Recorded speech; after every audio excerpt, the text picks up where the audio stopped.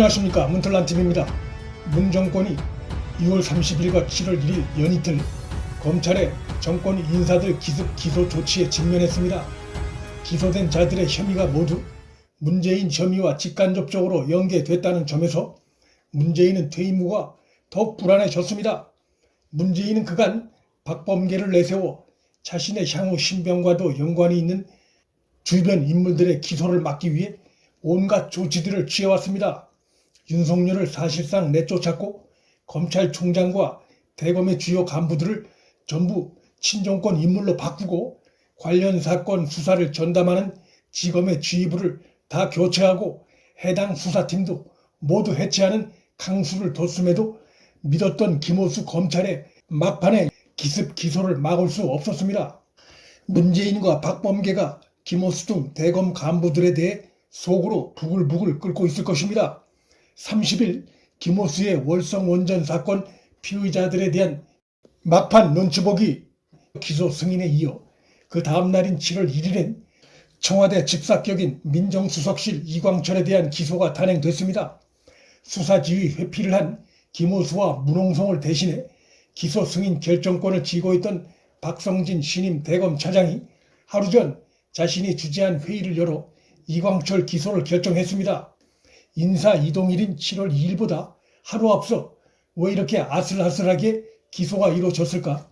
박성진이 현 정권에 의해 대검 차장으로 승진 인사 발령됐지만 검찰 내부로부터의 따가운 시선을 견디기 힘들었을 것입니다. 만일 그가 끝까지 승인을 안 하고 정권 편에 섰다면 그는 검찰 조직 내에서 완전한 해바라기 검사로 낙인 찍히는 상황에 몰릴 수밖에 없습니다. 임기가 다 끝나가는 정권에 충성하느라 검사 조직에서 영원히 낙인 찍히는 상황이 두려울 수밖에 없습니다.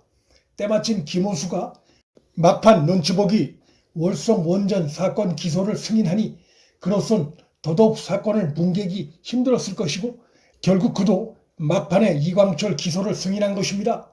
기소 적정성 여부를 판단하는 데 시간이 오래 걸려서가 아니라 이미 이광철 사건은 기소 요건을 다 갖춘 상태지만 끝까지 정권의 눈치를 보다가 총장 김호수의 월성원전 사건 승인에 묻어서 이광철 사건도 결론을 내린 것으로 볼 수 있습니다.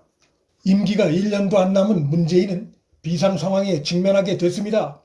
울산 선거 공작 사건에 이어 월성원전 경제성 조작 사건 그리고 불법 출금 사건까지도 퇴임 후 수사를 받을 가능성이 커졌습니다.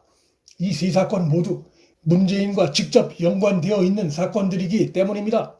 울산 선거 공작 사건은 문재인의 30년 친구와 관련됐고 월성 원전 경제성 조작 사건은 원전을 언제 중단하느냐는 문재인의 지시에서 비롯됐고 불법 출금 사건 역시 검경의 명운을 걸고 수사하라는 문재인의 느닷없는 특별 지시에서 비롯됐습니다.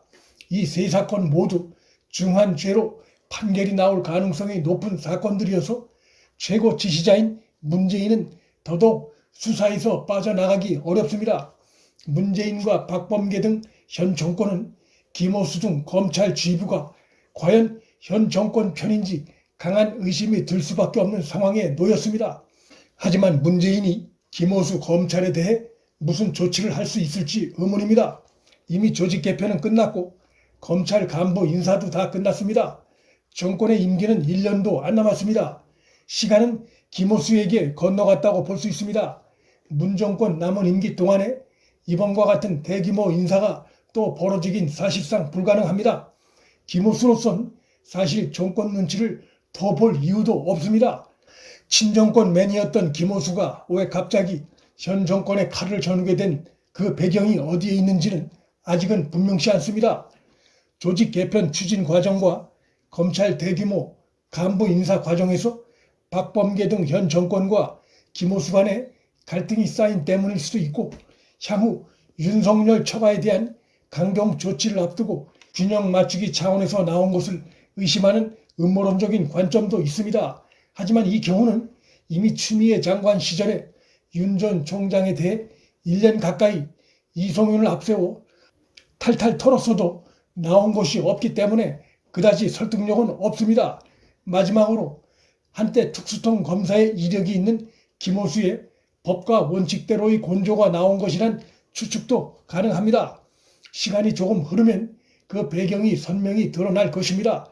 그런데 사실 더 중요한 것은 김호수 검찰이 문재인의 신병과도 직접 관련될 수 있는 중요한 사건에 대해 문재인 측근들에 대해서 기소 승인을 함으로써 퇴임 후 문재인의 신변 안전이 더욱 위협받게 됐다는 것입니다. 박성진 대검차장이 회의를 주재했다고 하지만 자신이 모시고 있는 김호수와 모종의 의견 교환을 나눴을 가능성이 있습니다. 따라서 이광철 기소에도 김호수의 입김이 작용했을 가능성을 배제하긴 어렵습니다. 문재인이나 박범계로선 상상하지 못했을 이런 위기 상황에 직면해 향후 문재인과 검찰 간의 긴장이 고조될 것으로 보입니다. 김호수는 사실상 문재인을 겨누는 이번 두 사건 관련자 기소를 승인함으로써 문재인과 돌아올 수 없는 강을 건넌 것으로 볼 수 있습니다.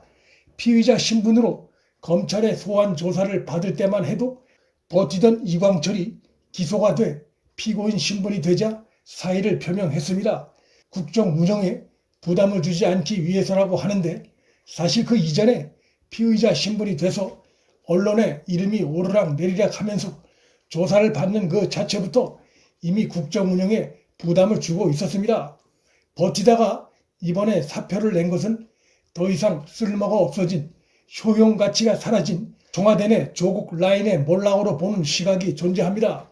현재 이진석 상황실장도 피고인 신분으로 재판을 받는 상황에서 조국 라인인 이광철마저 피고인 신분으로 청와대에 남아 버티게 되면 야당과 언론의 엄청난 비난을 피하기 어렵겠다는 계산이 작용했을 수 있습니다. 하지만 이진석도 사표를 내는 것이 정도입니다. 코로나19 때문에 사표를 못 내고 있다는 주장은 설득력이 없고 이진석이 지난 대선 당시 문재인의 참모 중 하나였다는 사실이 그 배경이라 할 것입니다.